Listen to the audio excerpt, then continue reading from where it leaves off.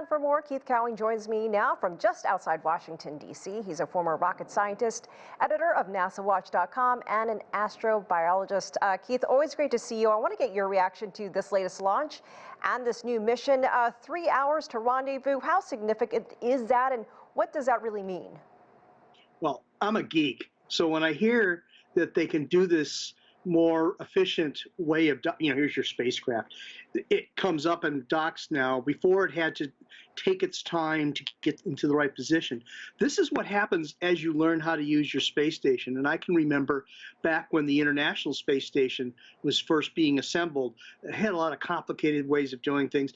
And when we were visiting the Soviet space station, similar things. So as you get further along the path of using your space station, you learn what you can get away with, what's safe, and also you just learn a better way of doing things, and you learn by doing.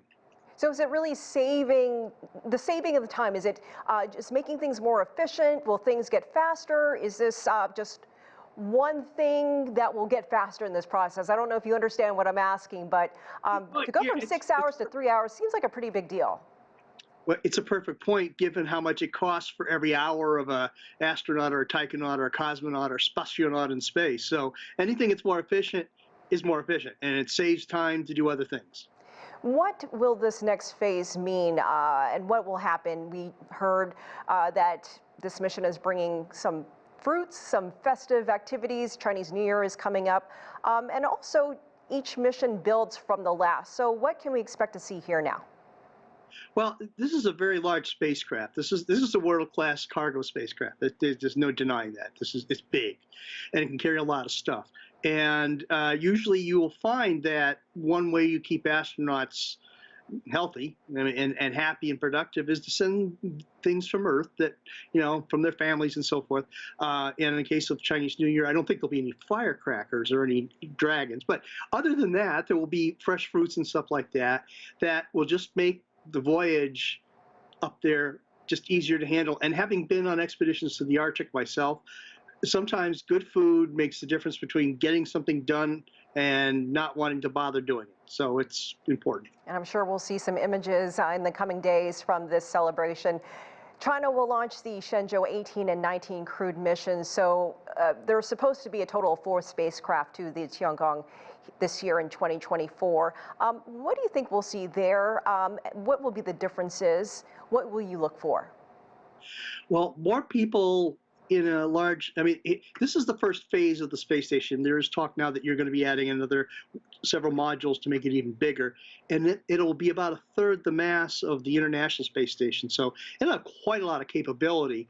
And even though it's a very modern space station with all electronics, purchased last year, you still need people to run it.